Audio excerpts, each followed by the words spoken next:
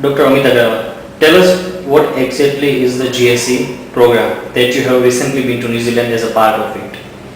Okay, the Group Study Exchange Program stands for the GSE, and it's a program which is sponsored or it's made by the Rotary Foundation, and it's a program in which an exchange of the GSE team members is done from one district, from the one country to the another district of the another country. And it's an exchange program in which the 25 to 40 years age group is included, as well as the members who are selected in the team are the non-Rotarians, and there will be one team leader who will be definitely a Rotarian. And basically it focuses on the two aspects mainly. First is the vocational part, vocational exchange. Another one is the cultural exchange. Okay, so as a part of this program, you went to New Zealand. Right. So who else were among your team? Well, team consisted firstly of me. There was one other person who was chemical engineer from the Lupin Pharma Baruch. There was one other girl who is from Rajkot, who is a radio jockey in the Big FM. There was one other girl who is a dentist by profession. She is from the Surat. So we four were the team members, and our team leader was a lady member who was the past president of the Surat Rotary Club, and she is basically a fitness trainer in Surat. Okay, so as you said, this also includes the vocational experience. So in your profession, you are MD in pathology. Right. So what new experience you received in the New Zealand? Well, the entire tour was, very unique in the way that I had gone to the very advanced country, and particularly related with my branch and with the medical education and with the medical schooling. Things were very much well advanced. I had been to different places. I had been in Dunedin in the University of the Otago, which is the biggest university of the New Zealand. There are two universities, one is in the Auckland, another one is in the Otago. So I was with the University of Otago, in which I had an opportunity to visit the Department of the Pathology, the museum, the Southern Community Laboratories, the District Health Board hospitals, and blood banks and all. And I also had opportunity to interact with the different professors of the pathology, with different pathologists, with the students who are procuring the degrees of the MD, as well as the laboratory scientists and laboratory technicians. I just went around and saw the different tutorial classes, the lecture classes, the museums, and just also saw the automation, the 100% or 100% automation which I found in New Zealand. So it was a big efficient part that they had less of the manpower than to the productivity of the work was at the maximum. Okay, so what difference you gained in, particularly if you talk about your profession, what you learned? I think the automation was the main part, and you save the energy, less of the people are doing more of the work, and they are mainly quite advanced than what we are right now. And I being in the government infrastructure, there are some kind of hurdles which you get in the government kind of institute, because you are dealing mainly with the people who are of the lower socioeconomic status or who are totally dependent on the government funding, whereas they have got the district health board which is taking care of the entire health mechanism in the New Zealand. So there is no problem of the fund. Even if suppose patient is admitted in 20 bedded hospital, the patient needs to be shifted from that hospital to the main hospital. Within a minute they will be getting in flight of the helicopter, and helicopter will be shifting them from one location to the another location where the patient will be treated in acute way. Okay. So all kind of automation is there. If you need an ambulance, you will be getting ambulance. Your patient will be having chains in which they will be having one beeper. They will just beep, an ambulance will be coming. Even if the guy is 90 years old or 100 years old, they will be getting the treatment if they are living alone also. Okay. And apart from the vocational experiences, what cultural experiences you had there in New Zealand? I think cultural experience which we had was one of the most fascinating, because we have many concepts and misconceptions on either side about the countries and about the district that we are visiting, that they are having Western culture, they are having some kind of differences in the eating habit, or in the differences in the marital life, or in the day-to-day domestic life. But when we had been living with the Rotarians in their family, we just found that they are quite sweet and they are quite healthy in all kind of relations and even in the day-to-day domestic life, and they are balancing the life very well. They just give respect a lot to each other, maybe a spouse on the other side. They have lots of respect for each other, they value the relation. Even if you are located at their place as an as a guest, they just take care of everything, and they do take care that you are not having any kind of problem in the 24 hours of your day. Okay. Tell us in detail about your stay with the different families there. Like, the tradition of the day. Like we have here in India, like Right. the social life, where husband and wife, or the family life, or what kind of social life you observe Fine. there? I think the main thing which fascinated me was New Zealand is having an egalitarian society. What I mean by egalitarian society is a society which is ruled by the females. Females are the main part of the society. Like females will be relishing the food will be prepared by the male counterpart. Okay. So it was something very different from what we have in India, and females are like given respect like anything which is beyond words, and they live in a very happy way, in a very united way. To start with, they just have day like what we have, they'll be having breakfast and all, but something very different from us. We have often got habit that we'll be having our breakfast without shower or something like that. But when you are staying there, you need to be showered early and you have to be in the breakfast time with your blazer and necktie and everything. And this is how they start their day. After breakfast, they'll be departing for their own works, and usually they'll be having a kind of light meal in the afternoon. They come back, and evening time, what we say supper they call the tea. So they'll be having their dinner around 5:36 in the evening usually, and after that they'll be having tea afterwards. So this is how their routine goes. But they just live in a very beautiful way, and they love the space which they have got, because the entire population of the New Zealand is just 4.5 million, which is just comparable or something even less than one of the bigger city of our state, that is Ahmedabad, which is having around 5 million population. And they just live and they just love to be in the space. They don't like to be, gathered around by the people, or they don't like people making lots of noises. You just don't have the blowing of the horn everywhere or traffic jam, or things are very much well disciplined and very much well organized. Okay. What kinds of businesses and industries that you observe there? Which are the main industries of New Zealand?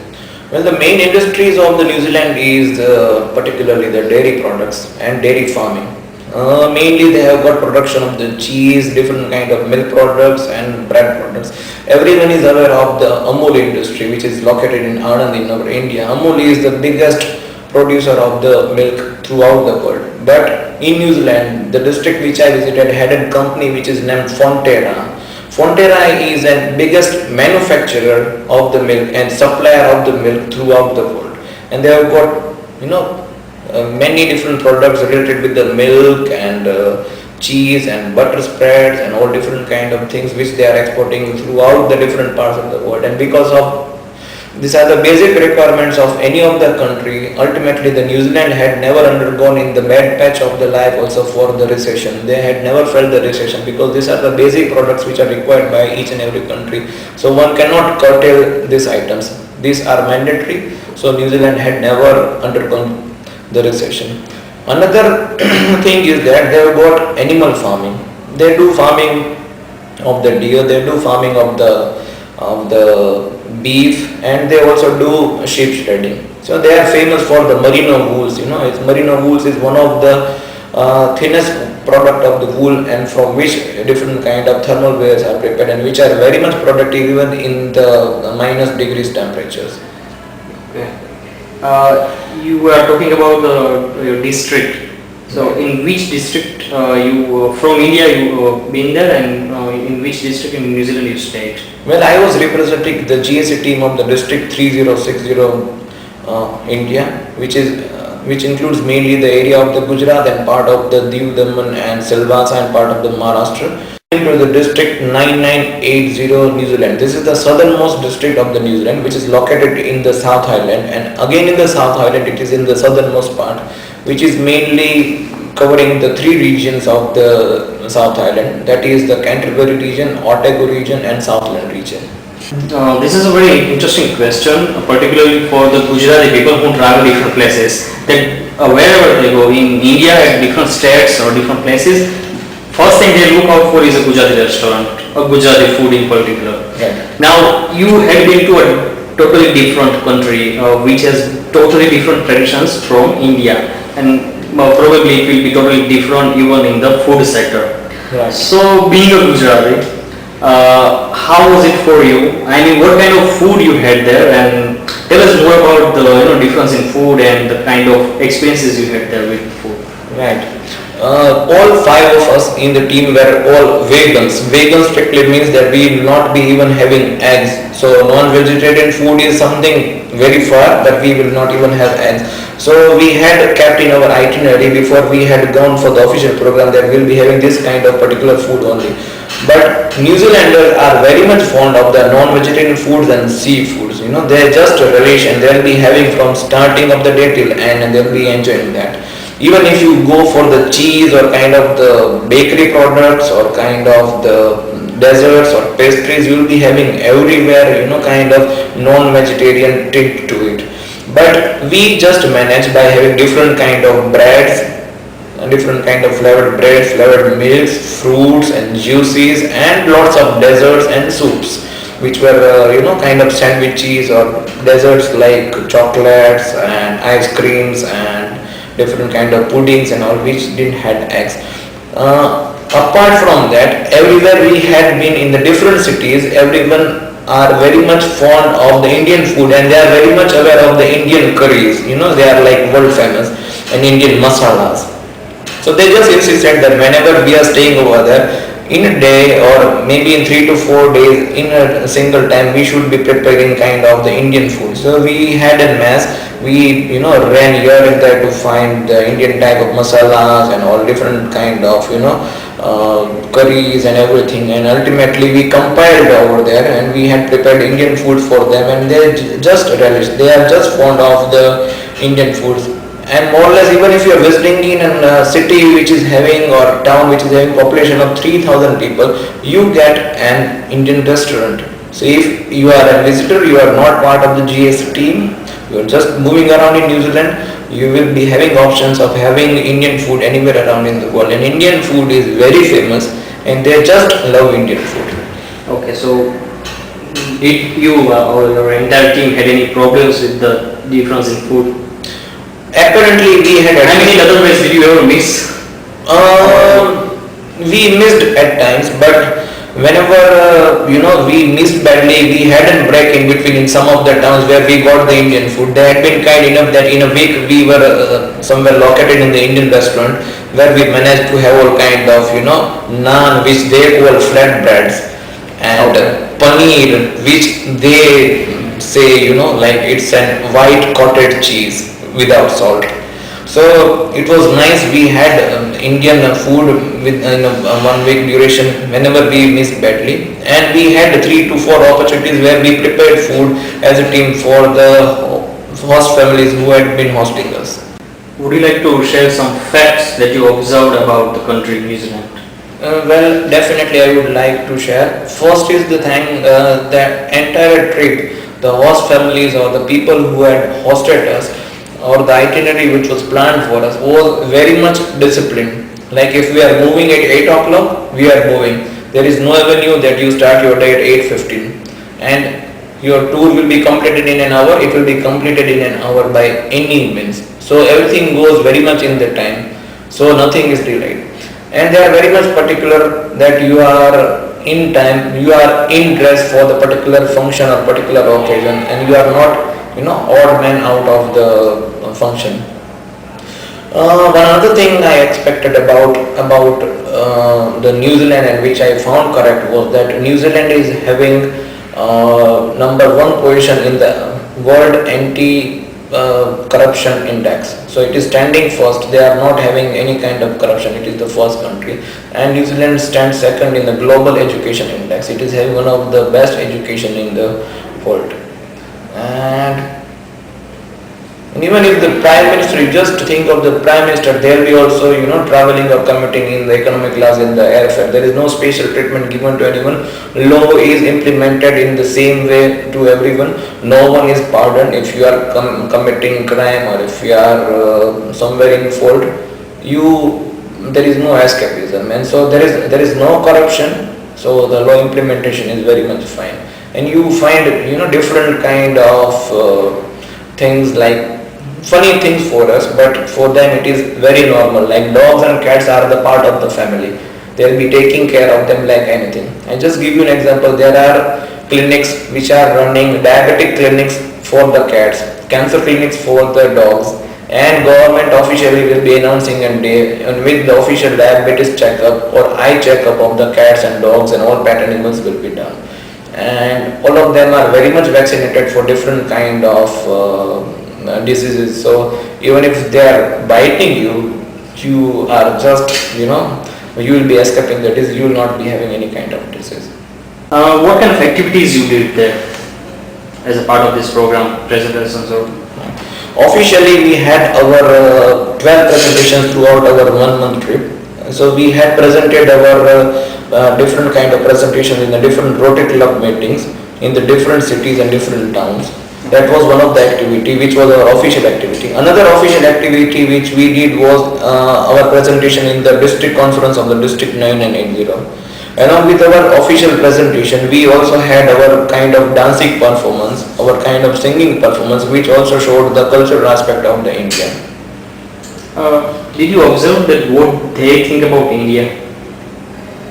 I think that they have got some kind of concepts and misconceptions of the India, and particularly the Slumdog Millionaire, the movie which has devastated like anything. People think that India is an kind of place where there is lots of dirtiness, there is lots of indiscipline, lots of traffic jam, lots of breaking of rules and this sort of things. They do think positive about us. They do think that we are one of the biggest follower of the China. Within next 10 years we will be overcoming China and we will be leading in all business and everything.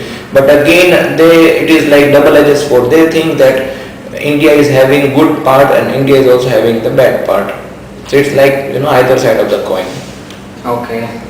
And what places you been there when you were in New Zealand? We started our tour from Dunedin. From Dunedin we had gone to the place which is known as Gore. From Gore we had gone to the place which is known as Invercargill. From Invercargill we had been to a place which is known as Cromwell. From Cromwell we had been to a place which is known as Wanaka. From Wanaka we had been towards Queenstown. From Queenstown we had been towards Timbru. From Timbru we had been to Waimate. So this was our official tour of 6 to 7 places. And apart from that we had all opportunity to go and to meet the small Rotary clubs which were located from the primary location where we had stayed for 3 to 4 days. So we had all opportunity to move around in the different parts of the clubs, and as and when required and as and when called we had gone in the different places to give our presentations. Okay. And we also had opportunity to see the different Rotary projects and visit the Rotary projects and be the part of it, as well as we had been in the district conference in the distribution of the cycles to the students who are of the lower socio-economic status, as well as we had been in some of the programs in which in the school children we had distributed some kind of English dictionaries for their learning process. Okay.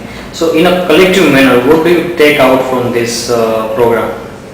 I think this program is unique in its own way because we often go to different countries with the holiday mood. We'll be staying in the hotel, we'll be going for the sightseeing and we'll be coming back. So these are the only memories we just have of the country. But when you are participating in a group study exchange program, you have got a biggest avenue of exploring the culture on the either side. If you are staying with some of the New Zealanders or any of the foreigner people, you will know them better because you interact with them, you live with them, you eat with them, you sleep with them. You just have all kind of conversation in the 24 hours of your day. And when you are going from one district to the another district, you are getting selected, you are going as an ambassador, not only of the Rotary which has sponsored you or the Rotary district which has sponsored you, but as an ambassador of the entire country.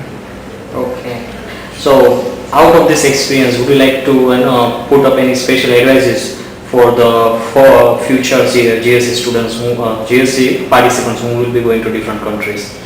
I just wish that whosoever is getting selected in the GSE team member interview, one should be very much relaxed, one should be down to the earth, one should be making lots of the friends, lots of the time for the brotherhood, for you can enliver the bondage on the either side, you can have good interaction with everyone throughout the life, and more or less you are going there as an ambassador. So whatever action you are performing there or whatever actions you are involved in the district will be reflecting the personality or reflecting the consequences of the two district or of the two countries. And yeah, before we conclude this interview, would you like to share your thanks to particular Rotarians of your district as well as district you visited? I think I should be very much thankful to the primary club which sponsored me or through which I got selected, that is the Rotary Club of Rajkot Midtown, so all the office bearers of the Rotary Club of Rajkot Midtown, and I am also thankful to the District 3060, the District Governor, the GSE Chair, and those who have selected me or those who have considered me that I am good enough to be the part of the GSE team member. Okay, thank you very much, Dr. Agravat, for talking with Speak Windows and sharing such valuable information. Thank you. Thanks a lot.